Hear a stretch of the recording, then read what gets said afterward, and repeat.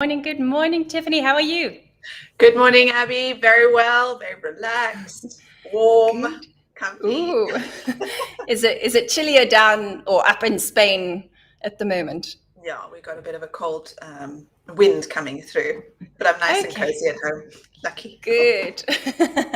Awesome. Well, I'm excited for us to be chatting today to have a revisit of our quitting social media. We've got a month's worth of experience to reflect on, and I think what we're going to share today is going to be super, super juicy.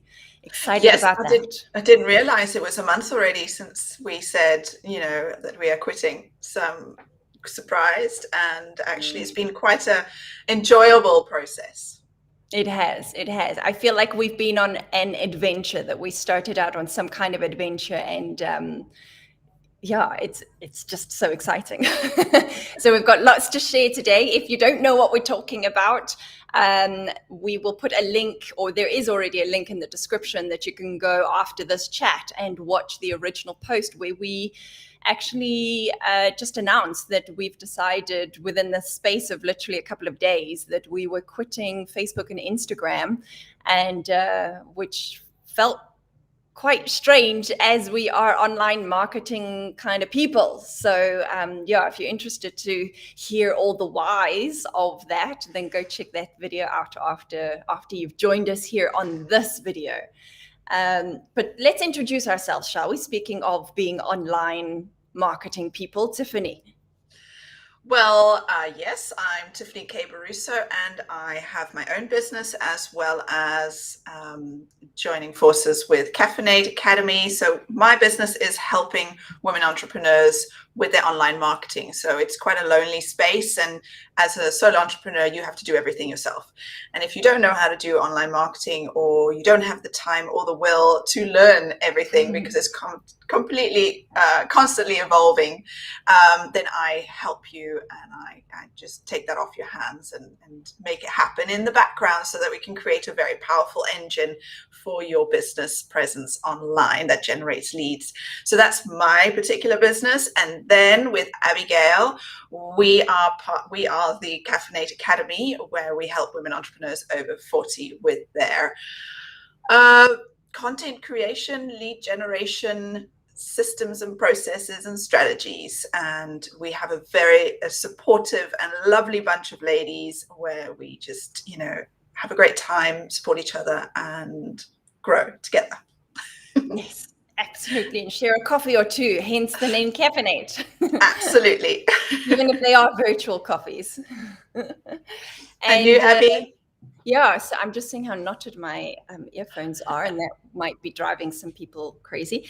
So I am the other half of CAF-Innate, and in my own capacity, I am all about content creation. So helping women over 40 explore their self-identity so that the content they create aligns with who they really are, and so that they grow in their online confidence by expressing their creativity and their inherent essence through their photos and videos, all the visual content that they put out there. Yeah, and just on this continual journey of learning, expanding our tech toolkit, our knowledge of what is available, implementing, and then, passing the ball back to Tiffany so that they can implement all the back end stuff, so that the front end stuff that draws people in actually leads to something useful on the back end.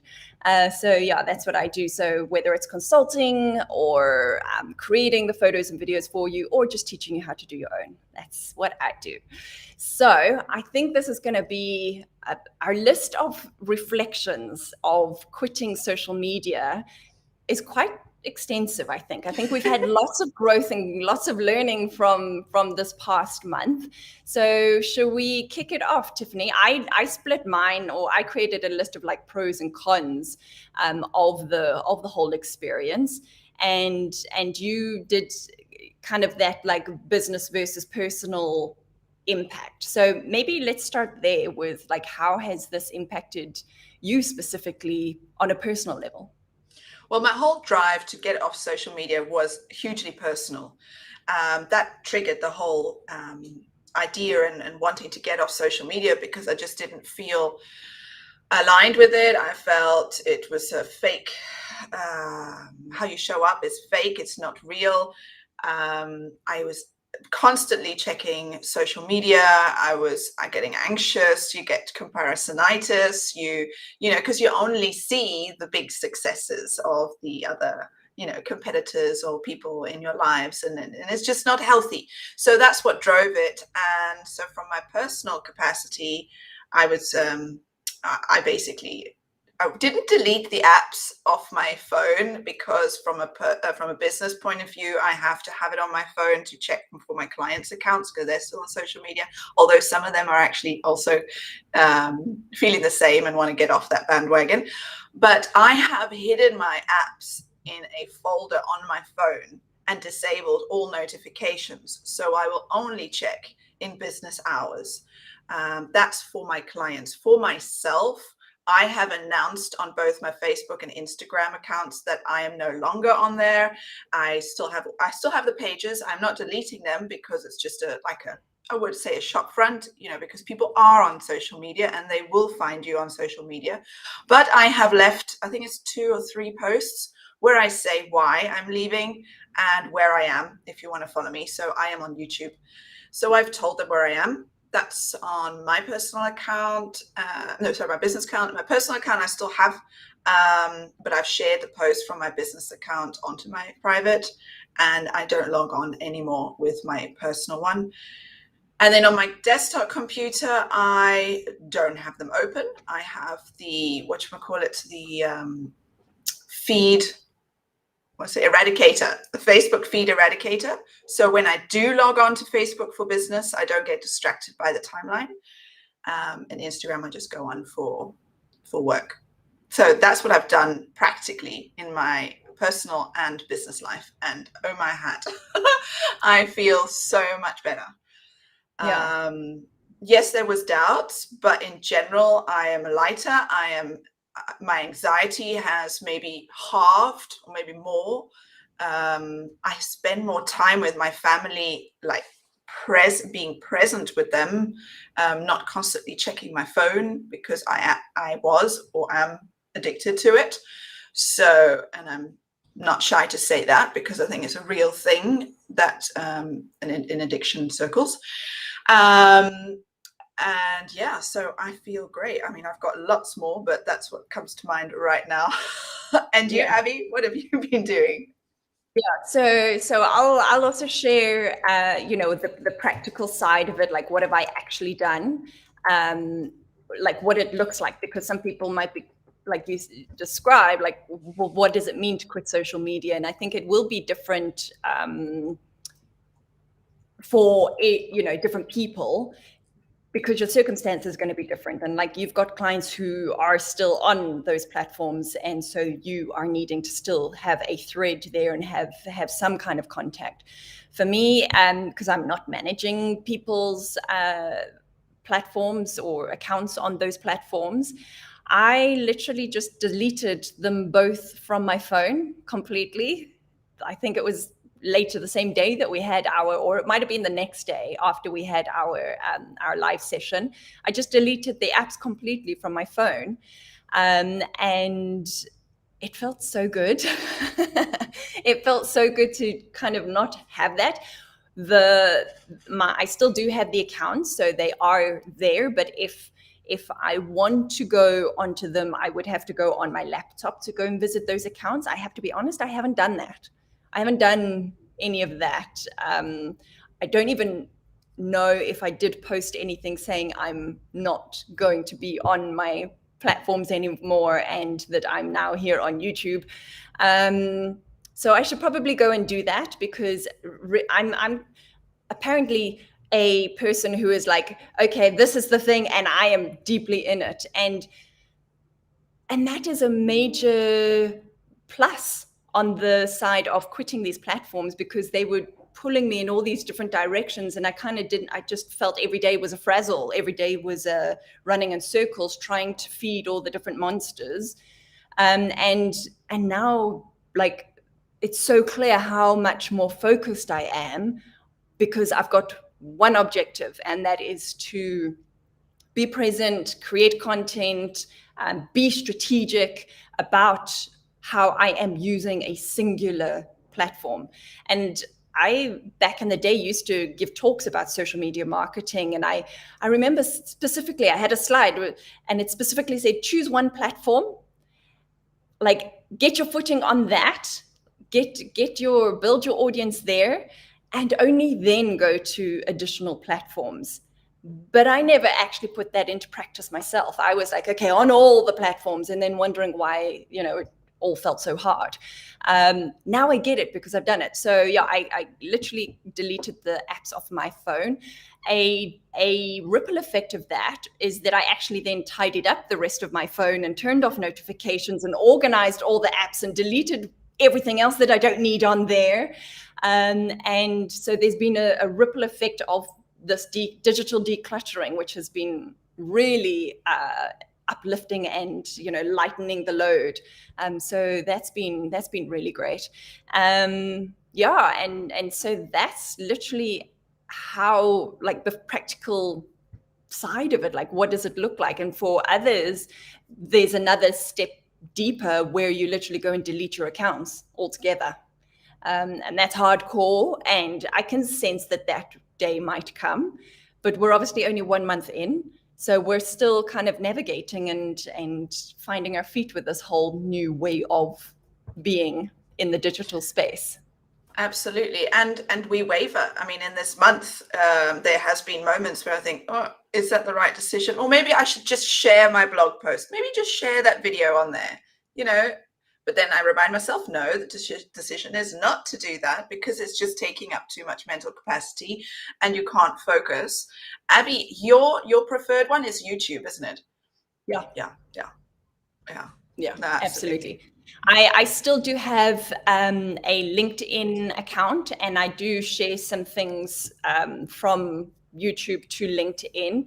I've also been exploring Pinterest a lot more. I've always had a Pinterest account, but never ever done anything with it.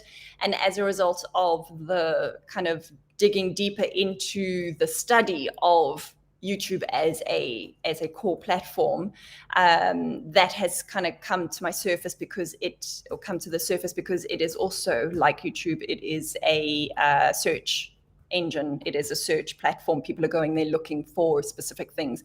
So I've been exploring that. I just haven't gone deeply into it. So I am doing the focus, learn everything there is to learn, implement everything there is to implement, and be focused on YouTube. So yeah, and cool. It's fantastic. So no regrets so far. But if anybody that's watching has actually taken the leap like us, we would love to hear about it in the comments or the chat. If you have not, but you're on the fence, why not? What's holding you back? And looking forward to seeing what your ideas are for taking the leap or not. That I've also had conversations with people that have said, no, I'm not. It's working for me, and that's great. If Facebook works for you, super. But try and focus just on one. That's the key, isn't it? Just on one, because we can't do everything. We just don't have the energy and capacity to do that. Yeah, absolutely. And I think what's key there is that it is not a one size fits all.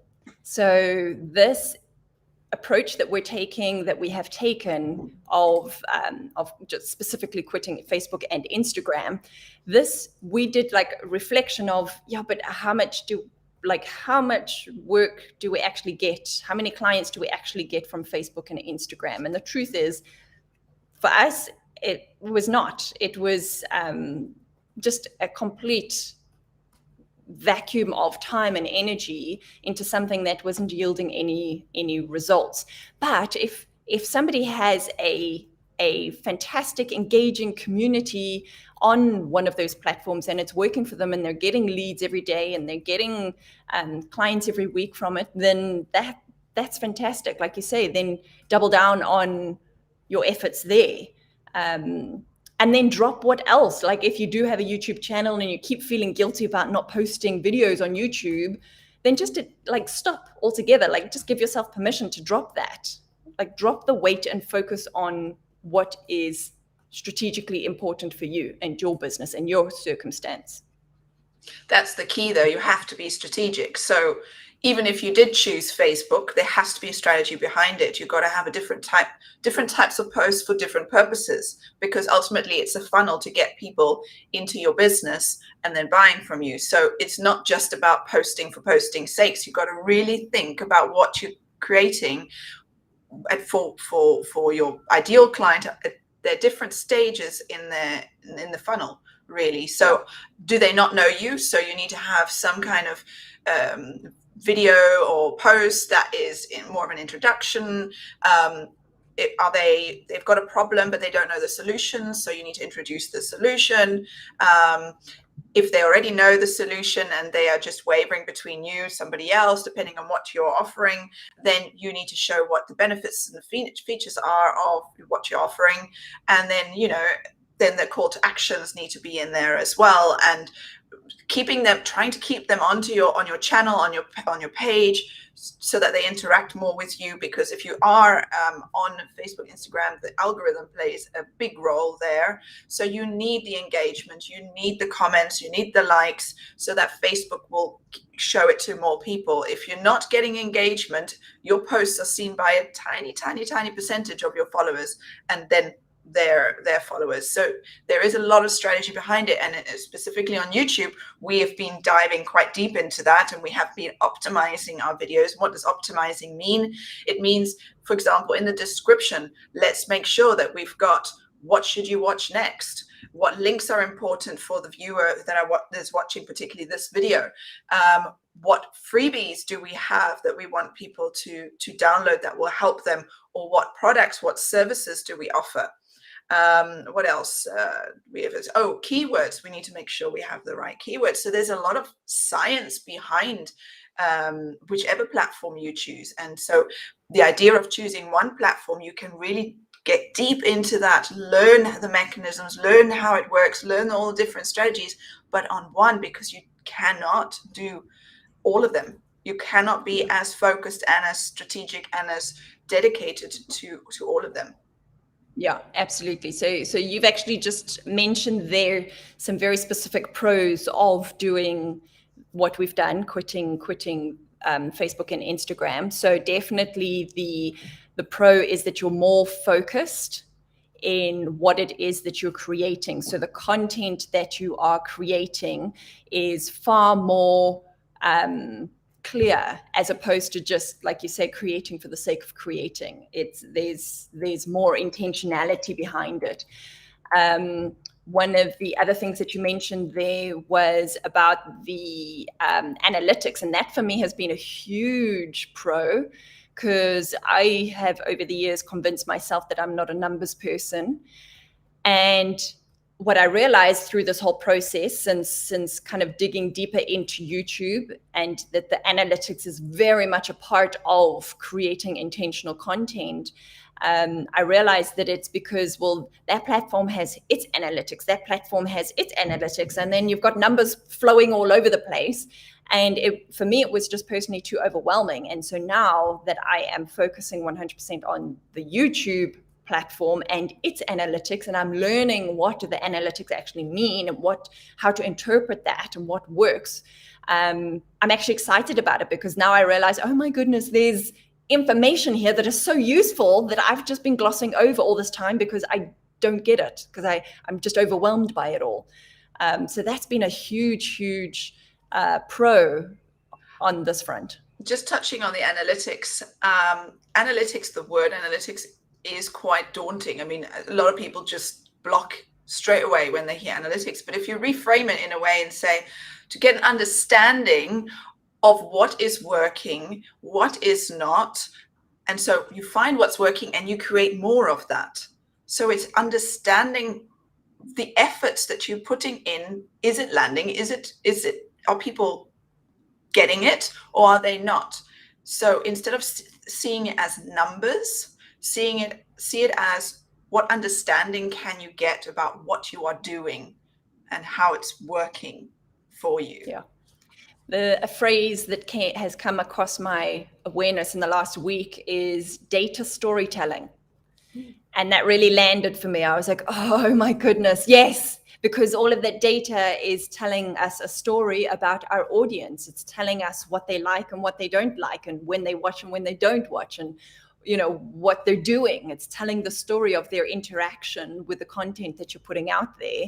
And as a visual person, that really landed for me and changed my relationship with the world of analytics. I'm like, oh yeah, there's a story behind this information. Let me uncover the story, and I'm excited about it. And I never thought I would ever be excited about data and research and all of that.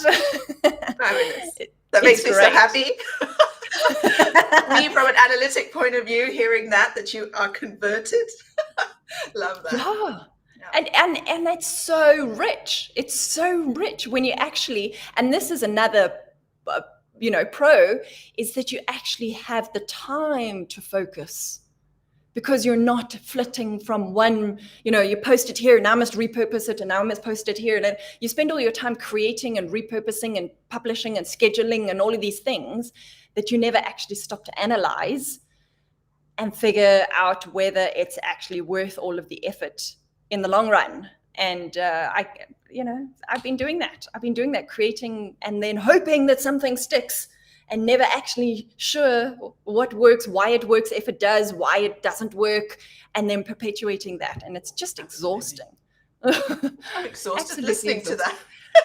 And as a creative, you want to, or not even as a creative, just as a human, when you put your heart and soul into something, and that it has value, it can help somebody, and that you want it to have that impact.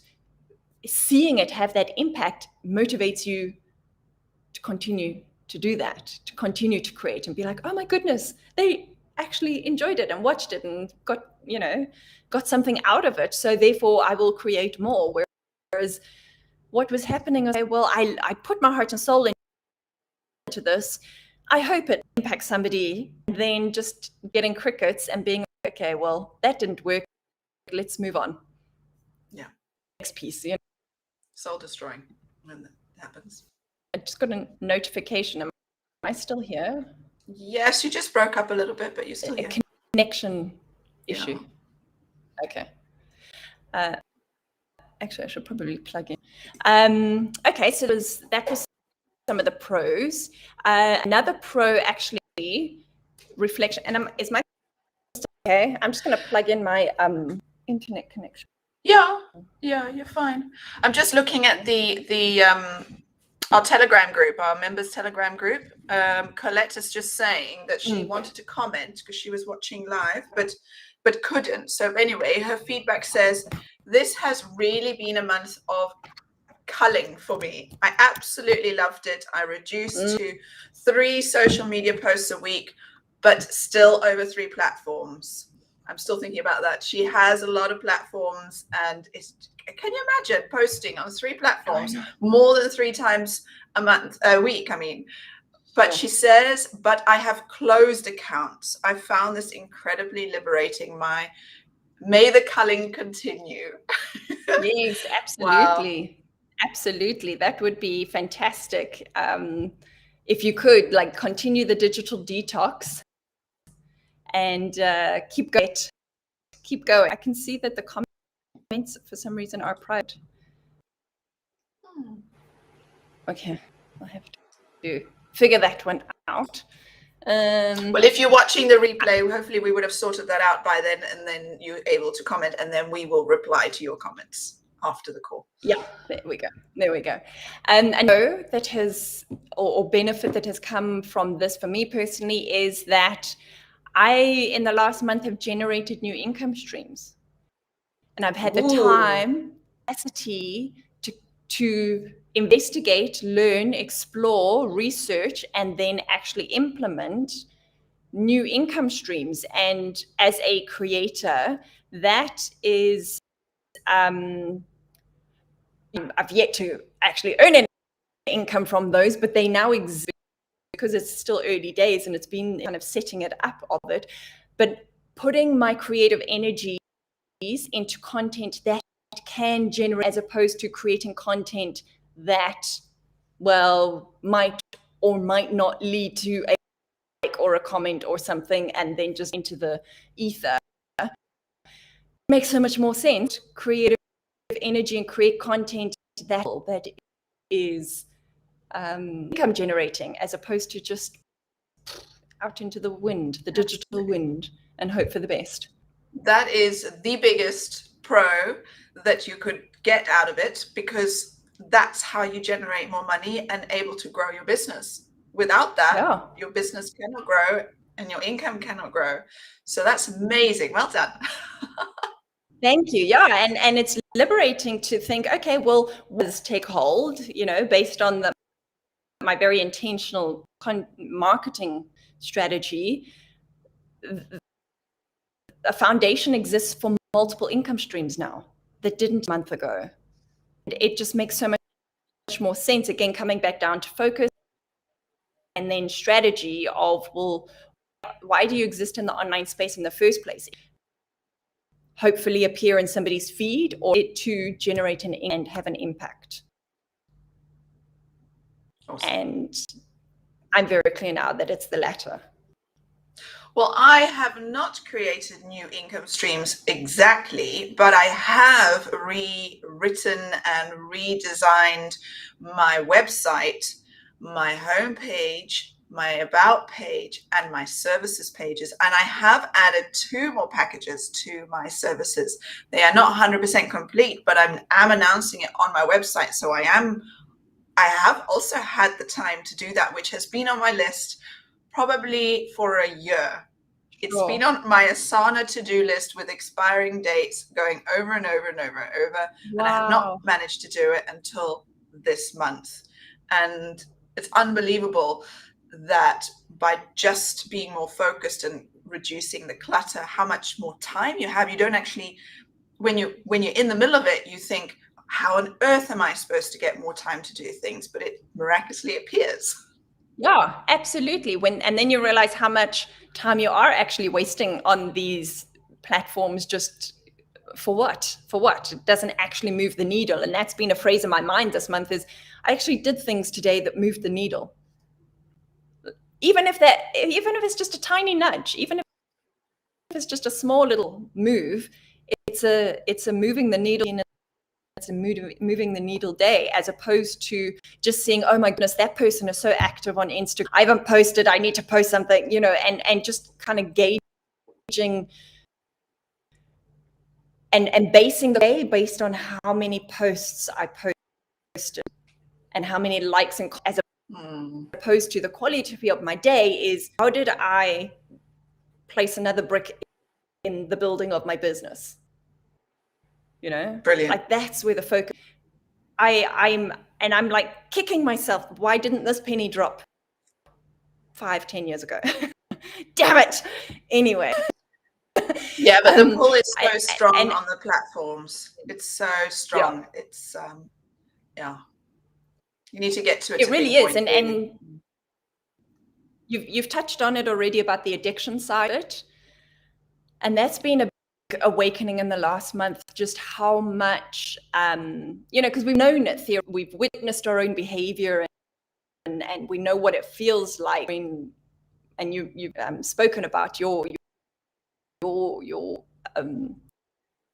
admit, or not admitting, but just acknowledging to it. And I think that. But what has been so fascinating in this last month, in the kind of immersion into this new way of being, is how much thought, research, and investment has gone into making those platforms addictive. Like, literally, it is, people are hired as what did they call them? Human behavior specialists or something like that. I can't remember. So psychologists are actually hired by Facebook to work out how to make their platform more addictive, how to get the wires in your brain hooked up onto their platform. Like, they are actively brainwashing their users, because the more active users there are, the more money they make. And so that is part of their team. It's not just like geeks sitting there coding and doing buttons in here. No, there's a whole team of how can we make this more addictive? The color of that little notification button, the fact, and this was the one that shocked me most, where because it ties in the research I've done of learning, they liken it to gambling, the gambling addiction. I was going to say the exact same thing. All these online games as well. Yeah, gambling is specific formulas. Yeah, it's a thing that gambling is an addiction. It ruins social media, or Facebook and Instagram are modeled on the gambling addiction, and the psychology they employ strategies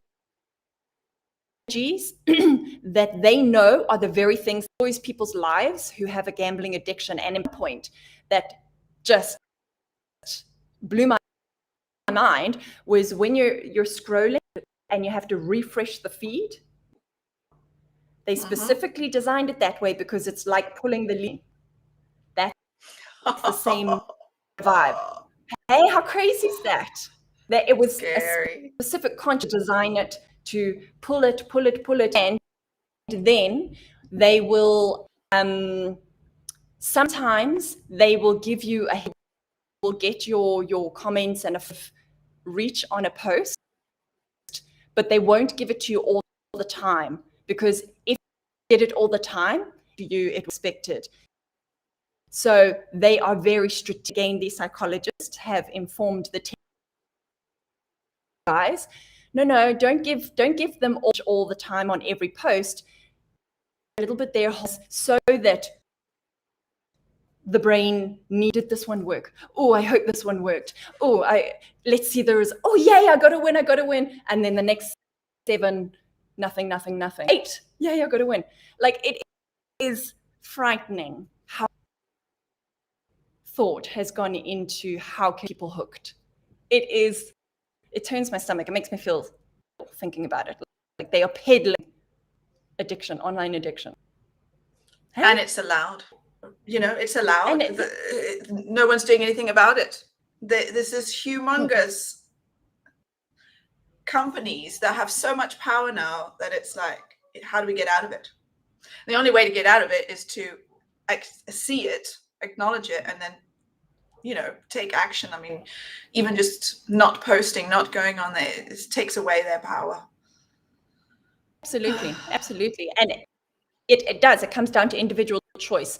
And I remember the concept of conscious consumerism, my awareness. I was like, yeah, but who's going to make decisions? You buy this item of clothing as opposed to that one because of the impact on the environment, whatever. I was like, well, that seems a bit far-fetched.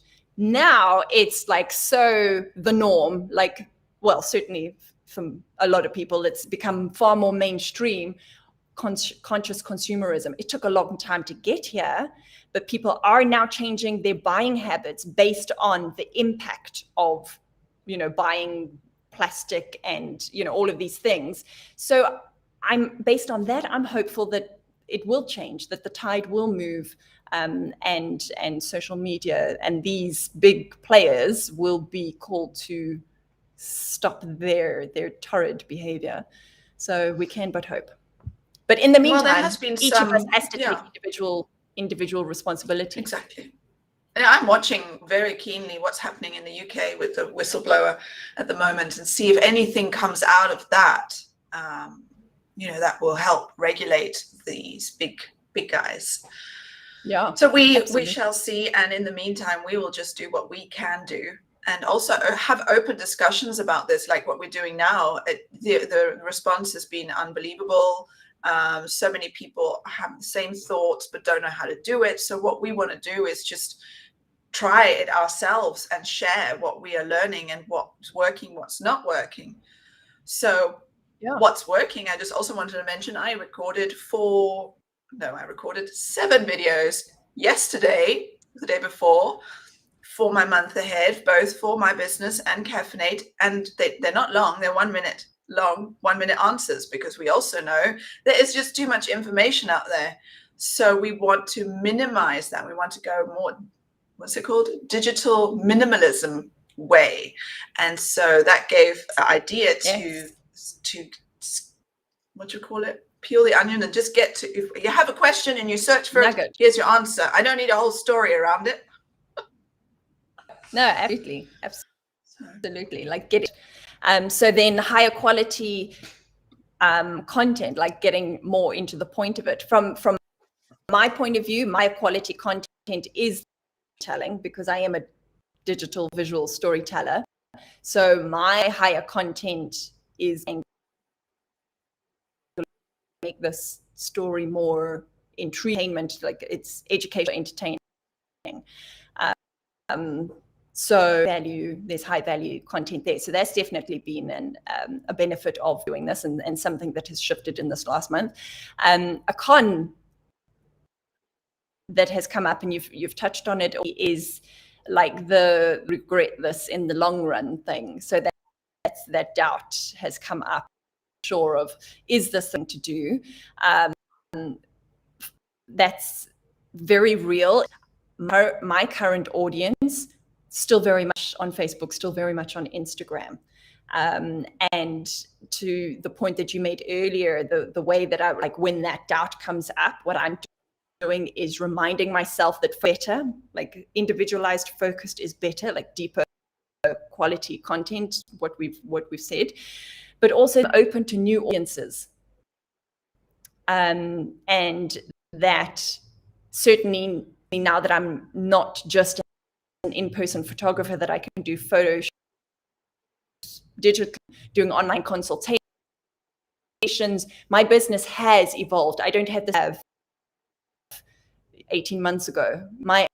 I've had to rebuild my business, and it's online now. And so my audience has changed. So I don't need to be on, specifically Cape Town groups and Cape Town this and that, because I'm willing to grow internationally. So that's what I remind myself of with that doubt. Audience is on Facebook and Instagram, and they're very tied into it. So I keep reminding myself of that.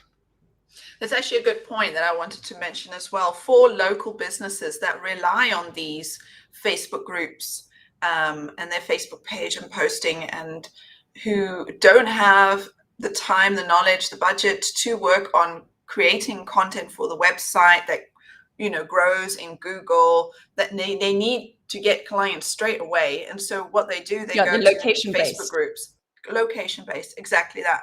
And so what do? If they were not on Facebook, that is their mainstream of clients. Yeah. Well, what I've been thinking about that the last month, and what has come up a lot, is Google My Business listing, which they are not taking advantage of. If you can receive a postcard, and if you can't receive a postcard, there are other ways. It's just a longer way to verify it with Google, because Google needs to verify you're an existing business in a specific location. Once you have that verified, you have a Google listing where you can put your photos, you can post on there, you can get reviews, and the reviews help you go up in the rankings. And when somebody is specifically looking for, I had this the other day, where a client is a personal trainer specifically to this location. They don't do it online, it's all location based. They asked me, what should we do if I'm not going to be on Facebook? And I said, well, let's do a Google My Business listing, because people are searching for personal trainers in your specific location. And automatically, because it's location based, your listing will show up on the first page. It will show up on the Google Maps within their location. So you are all of a sudden responding to somebody who's wanting to get a personal trainer right there and then, and they can pick up the phone you, send you a message. You can message on Google My Business listing. You can go to the website if they have a website, so that is something that's untapped by the little local businesses.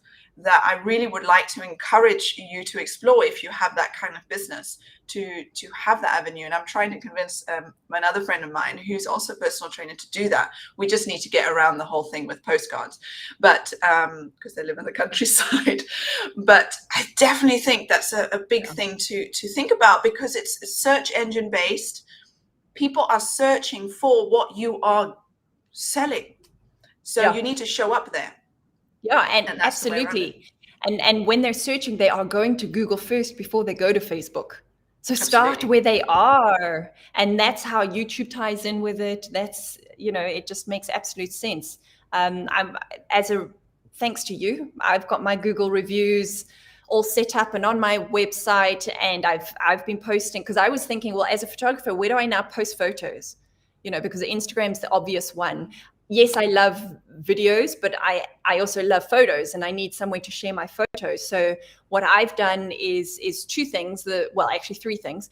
The one is my Google My Business listing. So because you can create posts there, like what you've got coming up or what you've done, or you can just have a little update on your business listing. So I've been posting photos there. I've also been posting photos on my community tab in YouTube. So when you reach 500 subscribers in YouTube, and this is a fairly recent upgrade that they've done, that they've allowed the community tab available for channels that have at least 500 subscribers. So I've been posting photos there. And that really was a mind-blowing realization with that community tab, because that's your Facebook feed right there. So if you still need that hit, and I get it, we don't all have to go cold turkey, but you can still get that feed engagement with your community, because you can post photos, you can post questions, you can do polls.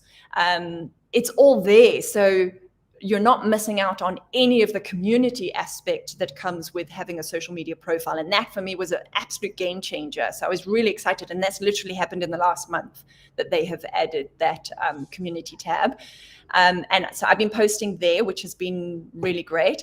And then the other one was that I've been dabbling with Pinterest a little bit more, that posting my photos to Pinterest that lead back to my YouTube videos. And interestingly, with the photo creation, the photos I'm creating are all centered around my YouTube content. So it all links up together, so I'm being far more strategic with what I'm actually creating, that it all feeds back either, to my YouTube channel ultimately, because sometimes I do for every video, embed my video on my blog.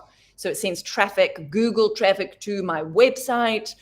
So everything just makes sense and it connects. It's not disparate and all over the place. And so it's the strategy side of things. And from a photographer's point of view, there are ways. Another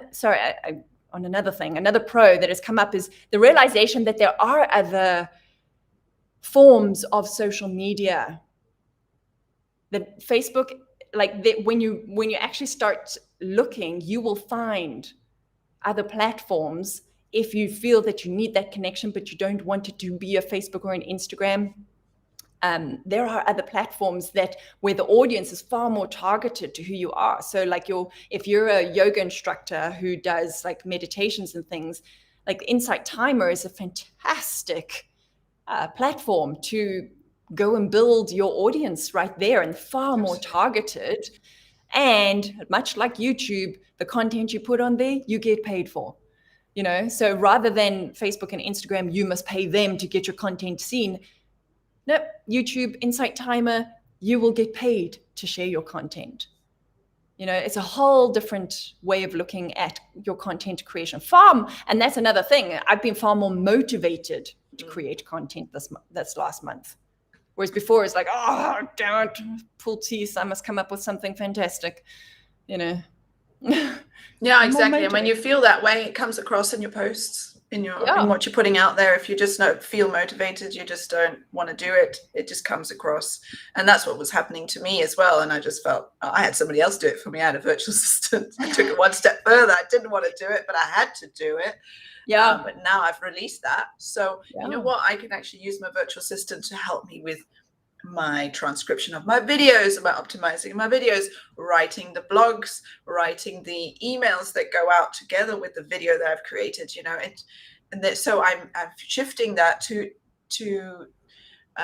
the resources to do things that will actually engage with people that want to hear from me, so my email list, who are more willing to buy from me.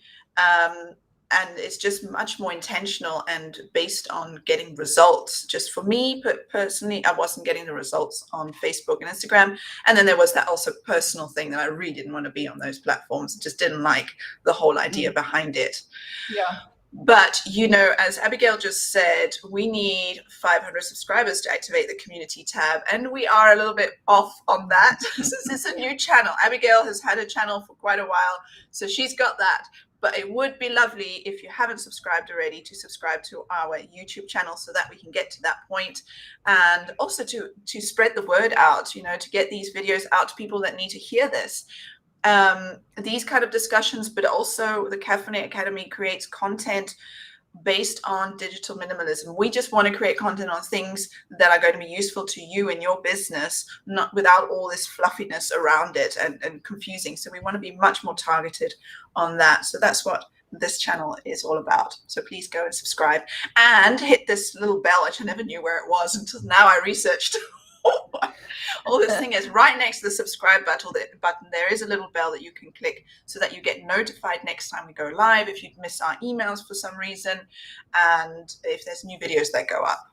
Yeah, and we want to create a community of like-minded women who are here to be intentional about their time and effort in the online space, you know, because you know what, there's life outside of business. There is life outside of the digital world. And that's what we're doing all of this for, so that we can live an actual life and not to be attached to the constant, you know, drive to just be showing up all the time. Like, we want to create a community of women who they know what kind of content they want to create, not have to create, that they want to create, so that their essence is in. And what you've just said there, Tiffany, is like, your essence is in the content that you create, and get your VA to repurpose it and do all the other stuff. But your essence needs to be in the first piece of content, and so that it ripples out into the rest of the touch points. And so, yeah, we want to connect and build a community of women who are like, less is more. Less, in the digital world, less really is more, because then it's deeper, it's more profound, it's more insightful, it's more impactful. And we get that what's really important is the life you live, not your online activity. You know, it's about reprioritizing what's really important here, knowing that you can create content easily when it's fun to do, when you're excited to do it, when you're motivated to do it, when you've got a purpose behind the content that you're creating, a purpose that's bigger than you, and it's bigger than a following, and it's bigger than, you know, all these vanity metrics. It's intentional content, and it can be easy to do that while you still go and live the life that you deserve to be living. So yeah, come and join us. Let's start this movement of digital. Well, we're not even starting it. It started a long time, but we're part of it. And we want to invite you to come along with us on the journey, because it really, we're at the very beginning of it, but it feels so great. The pros list definitely outweighs the cons list. Absolutely. Do we have any more cons? I mean, we did touch on some that we wanted to. Let me see. So I had another con of that, the fear and the acknowledgement that my audience size on Facebook and Instagram is bigger than my audience on YouTube. And so how to navigate that, but my audience is bigger on those platforms. But when I look down onto the surface of it, the follower count might be bigger, but the engagement is zero and getting worse. Like, it has literally, I looked at my metrics, and over the last year, 2 years, 3 years even, so not even pandemic specific, it's algorithm based. It is, well, if you're not paying us, we're not gonna show your content to your audience, the actual audience that has indicated that they want to see my content by choosing to follow me. Well, no, we're going to cut it off. We're not going to show it to them because you're not paying us to. So over the years, I can see like there was a steady increase of engagement as my audience was growing on these platforms, but it's just gone one way over the last few years. So that's how I kind of got in my okay with the fact that, yeah, but I've spent years building my audience on these other platforms and now I'm going. And what's interesting, now that I'm being more strategic with YouTube, in the content I create, my subscriber count is going up. Literally in the last month, it is, I mean, it's not viral or anything, but it's creeping up. It's definitely going up. All my analytics, I've got little green arrows because I've got the time to actually be more intentional. So Fabulous. That's very encouraging, very encouraging. Yeah, it's where we turn our energy. Where we put our energy, it grows. Yeah, absolutely. Another con, because we need to be transparent, is that our existing audience is still drinking the Facebook and Instagram juice. Like they are still there. And so that's going to be an uphill battle. Well, it's going to be a challenge to get them over to YouTube. Convince them. But again, to come back to a point I made earlier, is like, well, we're open to new audiences, new people. We've got to get out of our comfort zones. We've got to be willing to let things go to make space for the new. And that's exactly what this whole exercise is about. Absolutely. Yeah. I've got one more, if you want another one. Go for it. Is friends and family. Yeah. That's been a pretty big realization, is that kind of the connection with friends and family. And all of my family's in the UK. Friends I've got, dotted around the world and other parts of South Africa. And that kind of our friendships and our relationships were all just social media based, I realized. And like, if I didn't, now that I'm not on Facebook and Instagram, I don't know what they're doing. And it was pretty sad that I was like, oh, I'm going to be missing people's birthdays, because the only way I know it's their birthday is because Facebook reminds me. And I feel like a terrible person that I don't know when people's birthdays is. And so what kind of a friendship do we actually have if I don't know your birthday outside of Facebook? So I'm quite disgusted with myself, and I intend to change it. And it's become quite I want to connect with people that I want to connect with, and I'm being more mindful of, I haven't spoken to that person in a while. Let me send them a message, a voice note, pick up the phone, actually talk to them. So it's the superficial relationships are you realize, like, just as disdainful as I am about, okay, that's interesting, swipe, they're doing that to me as well. Mm-hmm. Relationships are not real. Yeah. Meaningful relationships are the ones we choose to be reaching out to, intentionally connecting with. Yeah, I mean, Facebook allows us to see what's happening in people's lives. That's voyeurism. It's, it's not real. It's, I've had discussions like this with my family, and I understand that if you're in different countries and you have friends all over, they can see what's happening in their lives and they feel closer to that person. But there again, if it's a genuine, deep connection, there's WhatsApp, you can phone, WhatsApp's part of Facebook, but yeah, anyway, WhatsApp, Telegram. I know, I'm trying to move all my family over to Telegram now, or at least iMessage. Or pick up the phone and speak to the person. I found that I'm contacting people directly because I want to know how their life's going, how they're doing, and what they're doing. And then you actually have a conversation, and that connection is just good for our soul. Yeah, absolutely. And the thing is as well, even those family members who are sharing, their latest holiday pics, you only see the holiday pics. If they're having a crisis, they're not going to share. Most people won't share their crisis online, so you would never know. And those who do share their crises online, you've got to question, why do you feel the need to do that? So just going back to normal human communication of, like, how can I support you? What do you need help with? Or just, how are you doing? And let's have a catch up. That social media has taken all of that away. And so I'm kind of backtracking and like, oh my goodness, who are the people I actually want to connect with, and let me connect with them. Colette in the Telegram group is saying, I have a diary for that, Abigail. Wink, wink. Oh, wow, that's novel. And there I have, and the words have come out of my mouth of, why would you have a paper diary? I can't understand that. But I get it, Colette. I totally get it. I totally get it. I understand now. And I am moving into the camp of analog life, like digital minimalism, but yeah, real life stuff. Yeah, it's all coming together.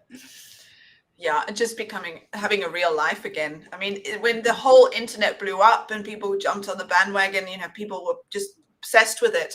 And now we realize it's not actually fulfilling us on a deeper level, because we are human beings. We need connection. We need real life, real energy. And so maybe I'm hoping we are reaching that point where we realize this is not serving us completely, and we need to go back to nature, back to real people, back to real life, writing things down. I still find when I write things down, it goes in better. I absorb it better than if I were to just type it. So hopefully we are opening our eyes up to this, and realizing that, well, that's what I'm trying to teach my children. Yeah. They don't have tablets. They don't have phones. My eldest is 4 years old. His friends have tablets, and they would all watch TV. My eldest does watch TV, but very little and very selected programs where it's educational. But my main focus is get them outside, get them enjoying life. So when they get older and they're faced with those decisions, that they have this connection and positive feeling about the real life. So then they can choose. I'm not going to choose it for them. They're going to get older. They're going to make their own decisions. But hopefully I've nurtured that enough that they realize that the real life is better. Yeah, absolutely. And it comes down to personal boundaries, that it's kind of been this free for all, and we've all just kind of dove into the deep end. But it's like, okay, come up for air now, and now make a decision of where's your boundaries and where's the line between real life and digital life, and your priorities around that. And there's a lot to be, and I think it's about the balance, because technology does, like, the amount of education it makes available is just incredible, but it's you've got to be the person who's self-responsible enough to, like you say, be very particular about what kind of content, and whatever platform you're on. And YouTube is like this as well. There's a lot of cuck on YouTube, and it can also be destructive. So it comes down again to individual choice, and just know that every piece of content you consume, the algorithm is dotting that little piece of information and will connect you to something else. So be mindful of what you are consuming. Just like what you feed your body, that if you have pizza and burgers and chips and everything 5 days out of the week, and then you're good on the weekend, that's not a healthy diet. You have to make those choices. Yes, the choices are out there, but just because they are there doesn't mean that you need to choose. You just like what you're consuming online, you have to choose. Everything is there, you have to choose, and you will start seeing more of what you choose. And if you start seeing rubbish on your feed, that's not the algorithm, that's you. Somewhere along the line you watched something that led to something that led to something that led to something, and now your feed is full of rubbish. So you've got to have this detox and clear out and start being more intentional about what it is that you are consuming. Quite right. Conscious consumption, conscious consumerism, it comes back down to that. Yeah. Nice little roundup there. All right. Well, we're nearly an hour. I always try and say in my mind, maybe we shouldn't be going too long. People don't have a whole hour to watch, but I enjoy having these conversations, and I think it's important to have these conversations. So hopefully if you have watched until this stage, that's great. Well done. Yeah. Or have it playing in the background while you're doing ironing or making lunch or something. But after this, please go outside and do something real. Yes. Absolutely. Go hug a tree. Yeah. Sure. So I think we're going to wrap it up, unless you have anything more to add, Abby. No, I think we covered it. I think we covered quite a lot. There's been a lot of learnings in this last month, and I'm excited to see the expansion of this, because we're really at the beginning. Our journey is really at the beginning of this. I love that we've got each other to support each other through this. Like, we've been engaging with each other just, individually behind the scenes. And we want that for others as well. So if you want to come on this journey, let us know what you need help with, what you're struggling with. We're all in this together. We're going to keep sharing what we uncover as we go. So yeah, come and join us. Yeah, and if you want to join us in any upcoming events, we have on our website a list of all the live events, as well as we will be sending emails reminding you of these events. So if you haven't subscribed, I think on the events page we have at the bottom where you can fill out your email address, and so you'll be notified by email when the next one's coming up live. But you can also watch the replays. We just prefer the live, so we have a little bit more interaction and we can have conversations with you you ladies. when our chat works. I don't know why our chat isn't working today, but there you go. We'll that's tech next time. We'll write it out. Yes. And then the last thing is, if you don't know about the CAF-Innate Academy, we encourage you to go check it out. We are really proud of our community that we have built and are still building, helping women over 40 with their content creation and online business machine engine thing. Yes. Because we know it's overwhelming, and we want to help you. We want to hold your hand. We want to take you through the roadmaps we've created for you. So you just have to literally go step by step through the roadmaps, showing you how to do everything, instead of having to go, I'm going to say it, YouTube, and then you go and you read a blog article there and all that, and you try and piece it together. It's just too much information. So what we are doing is we are doing the hard work. We are translating it and picking out what you need to know for your particular business. So we are offering 1 week free where you can go in, check it out, look at all the roadmaps. You can join us in our members only Telegram group, meet all the ladies. They're a fabulous bunch of ladies, and we're very supportive, and we would love to have you there. Yeah, absolutely. And a new thing, last thing, see, this is how much we got done this week. Yes. Or this last month. This has been on the list for ages, and thanks to no social media distractions, we now have it completed. Go find out what your online confidence score is, because this is really fascinating when you actually do an exercise like this and reflect on how confident are you when you show up in the online space. So go do the free quiz. Check it out, and we'd love to know what your score is. It's so interesting to discover this. How confident are you online? So yeah, go check that out. Alrighty, should we wrap it up? Yes, thank you so much for watching the live, the replay. Thank you, Abby. I love these conversations. Me too. Look forward to the next one. Fantastic. Thanks, everyone. Bye. Bye.